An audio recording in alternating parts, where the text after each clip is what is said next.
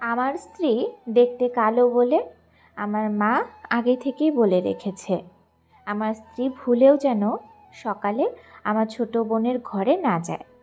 আমার ছোট বোন 7 মাসে প্রেগনেন্ট। মেয়ের যেন এ অবস্থায় কোনো অযত্ন না হয়, তাই মা ছোট বোনকে নিজের কাছে এনে রেখেছে। সেদিন সকালে ছোট বোনের চিৎকার শুনে ঘুম ভেঙে গেল। তড়িঘড়ি করে বোনের ঘরে গেলাম। ভাবলাম বোনের আবার কোনো সমস্যা হলো নাকি। ঘরে গিয়ে দেখি আমার ছোট বোন আমার স্ত্রীকে বলছে, তোমাকে না বলেছি সকাল সকাল আমার ঘরে না আসতে? সকালে ঘুম থেকে উঠে তোমার চেহারাটা দেখলে আমার মেজাজ খারাপ হয়ে যায়। আমি ছোট বোনকে বললাম, তোর ঘরে এসেছে তো কি হয়েছে? তাছাড়া আমার বউয়ের চেহারার মাঝে কি এমন আছে যার জন্য তোর মেজাজ খারাপ হয়ে যায়? ছোট বোন কিছু না বলে চুপ হয়ে যায়। অন্য ঘর থেকে মা তখন এসে বলল, সকালে ঘুম থেকে উঠে অলক্ষীর চেহারা দেখলে কার মেজাজ ভালো থাকে? আমার মেয়েটার কদিন পর বাচ্চা হবে। মেয়েদের বাচ্চা হবার আগে যার চেহারা বেশি বেশি দেখবে বাচ্চা তার মতোই হবে। আমি চাই না আমার মেয়ের সন্তান তোর বউয়ের মতো হোক। দুনিয়ার সব মানুষ তো তোর মতো বোকা নয় যে কালো চামড়ার মেয়েকে বিয়ে করবে। আমি মাকে কিছু না বলে বোনের দিকে তাকিয়ে বললাম, আমার মা না হয় স্বল্প শিক্ষিতা, তাই এইসব কুসংস্কার বিশ্বাস করে, কিন্তু তুই তো উচ্চ মাধ্যমিক পর্যন্ত পড়াশোনা করেছিস, তোর কি এইসব জিনিস বিশ্বাস করতে হয়? এই কথাটা বলে আমি যখন আমার ঘরে এলাম তখন আমার স্ত্রী আমার দিকে হাসি মুখে তাকিয়ে বলল, আজ দুপুরে কী রান্না করব? ওর হাসি মাখা মুখটা দেখে আমি খুব অবাক হয়ে গেলাম। কিছুক্ষণ আগে যে মেয়েটাকে আমার মা বোন এত অপমান করলো, তারপরেও সে মেয়েটার মুখে এখনও হাসিটা কিভাবে লেগে আছে? হয়তো অতি কষ্ট পেয়েই মিথ্যা হাসির অভিনয় করছে। আমি স্ত্রীর হাতটা ধরে বললাম, আমার মা বোনের কথায় খুব কষ্ট পেয়েছো, তাই না? আমার স্ত্রী হেসে বলল, একদম না, এইসব কথা শুনে আমি অনেক আগে থেকেই অভ্যস্ত। আমি অবাক হয়ে বললাম, মানে? আমার স্ত্রী বলল, তোমাকে ছোট 3টে ঘটনা বলি। কলেজে পড়া অবস্থায় অন্য সবার মতো আমারও ইচ্ছে হতো সাজতে। পুজোর সময় আমিও সবার মতো শাড়ি পরলাম, সবার মতো আমিও সাজলাম। বাইরে বেরোবার সময় পাশের বাড়ির আন্টি আমার দিকে আর চোখে তাকিয়ে বলেছিল, যতই মেকআপ করো না কেন কালো কাক কখনো সাদা বক হতে পারে না।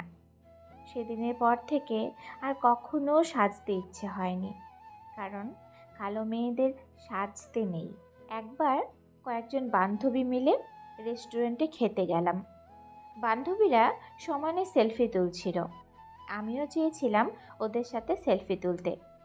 এক বান্ধবী আমায় বলে বসলো, তুই সেলফির মাঝে থাকলে পুরো সেলফিটাই নষ্ট হয়ে যাবে।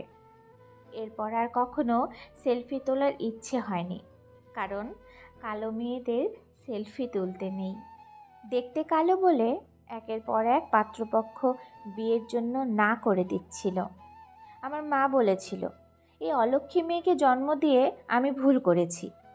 বাবা বলেছিল, এই কপালপুরি আমার চোখের সামনে যেন না আসে। যেখানে আমার নিজে জন্মদাত্রী মা আমায় অলক্ষ্মী বলতে পারে, সেখানে পরের মা আমায় অলক্ষ্মী বললে কষ্ট লাগবে কেন? যেখানে আমার জন্মদাতা পিতা আমার মুখ দেখতে চায় না, সেখানে তোমার বোন আমার মুখ দেখতে না চাইলে আমার তো তাতে কষ্ট পাওয়ার কথা নয়। কথাগুলো বলার শেষে আমার স্ত্রী ওর চোখের কোণে জমে থাকা জলটা মুছল, অথচ ওর মুখে তখনও হাসিটা লেগে আছে।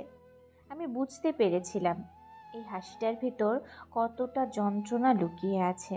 1.5 মাস পরের ঘটনা, আমার বোনের শারীরিক অবস্থা হঠাৎ খারাপ হয়ে যায়।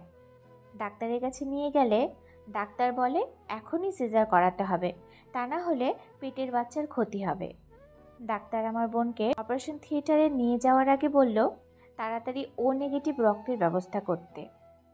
আমরা আগে থেকে যে ডোনারের সাথে কথা বলে রেখেছিলাম তাকে রক্তের জন্য ফোন করলে সে বলে আমরা কেন তাকে আগে থেকে জানাইনি, সেই মুহূর্তে শহরের বাইরে আছে। আমরা সবাই যখন ও নেগেটিভ রক্তের জন্য ছোটাছুটি করছিলাম, সেটা আমার স্ত্রী জানতে পেরে বাড়ি থেকে আমায় ফোন করে বলল রক্তের জন্য চিন্তা না করতে, কারণ ওর রক্তের গ্রুপ ও নেগেটিভ। ও এখনই হাসপাতালে আসছে। আমি ফোন রেখে আমার মায়ের কাছে গেলাম। মা তখন ঈশ্বরকে ডাকছে আর কান্নাকাটি করছে। আমি মায়ের পাশে বসে বললাম, মা, রক্ত দেওয়ার মানুষ পাওয়া গেছে, কিন্তু সমস্যা হলো লোকটা কালো। কালো মানুষের শরীর থেকে রক্ত নেওয়া কি উচিত হবে? পরে বাচ্চা যদি কালো হয়? মা তখন রেগে আমার দিকে তাকিয়ে বলল, রক্তের মধ্যে কালো মানুষ আর ফর্সা মানুষের ভেদাভেদ কী? ফর্সা মানুষের রক্ত যেমন লাল হয়, তেমনি কালো মানুষের রক্ত লাল হয়। আর তাছাড়া কালো মানুষের শরীর থেকে রক্ত নিলে যে পেটের সন্তান কালো হবে, এমন আজগুবি কথা তোকে কে বলেছে? আমি আর কিছু না বলে চুপচাপ মায়ের সামনে থেকে চলে গেলাম। পরের দিন সকালে খেয়াল করি আমার মা আমার ভাগ্নিকে কোলে নিয়ে বসে আছে। পাশের বেডে আমার বোন শুয়ে আছে। আমি হাসি মুখে আমার মাকে বললাম, আচ্ছা মা, রক্তে যদি ফর্সা কালোর কোনো ভেদাভেদ না থাকে, তাহলে চামড়ায় কেন এত সমস্যা, এত ভেদাভেদ? কালো মানুষের রক্ত শরীরে নিতে সমস্যা নেই, অথচ কালো মানুষের চেহারা দেখলেই মেজাজ খারাপ হয়ে যায় কেন? মা, কখনো চামড়া দেখে মানুষকে বিবেচনা করতে নেই, বরং চামড়ার ভেতরে থাকা মানুষটাকে দেখে বিবেচনা করতে হয়। তোমাদের এত অপমানের পরেও আমার স্ত্রী মনে একটুও রাগ পুষে রাখেননি, বরং সময়ে নিজের শরীরে রক্ত দিয়ে আমার বোনকে বাঁচিয়েছে। মা আমার কথা শুনে নীরব হয়ে আছে। আমি তখন পাশে শুয়ে থাকা ছোট বোনকে বললাম, যে মানুষটা তোর এত অপমান সহ্য করার পরেও তোকে বাঁচাতে সাহায্য করেছে, তাকে সম্মান দিতে না পারলেও কখনো অপমান করিস না। হঠাৎ খেয়াল করি দরজার পাশে আমার স্ত্রী দাঁড়িয়ে। ছোট বোন আমার স্ত্রীকে দেখে বলল, বৌদি, তুমি দূরে দাঁড়িয়ে আছো কেন? কাছে এসে আমার মেয়েটাকে একটু কোলে নাও। আর শোনো, আমার মেয়ের নাম কিন্তু তোমাকেই ঠিক করে দিতে হবে। বাচ্চাকে কোলে নেবার সাথে সাথে আমার স্ত্রী কেঁদে ফেলল। আমার স্ত্রী কান্না দেখে আমার মা আর বোনও কেঁদে ফেলল। মা মেয়েদের কান্নার আনন্দময় মিলন মেলায় আমি আর দাঁড়িয়ে না থেকে কেবিন থেকে বেরিয়ে এলাম। মনের অজান্তে এক ফোঁটা চোখের জল আমার চোখ থেকেও গড়িয়ে পড়ল।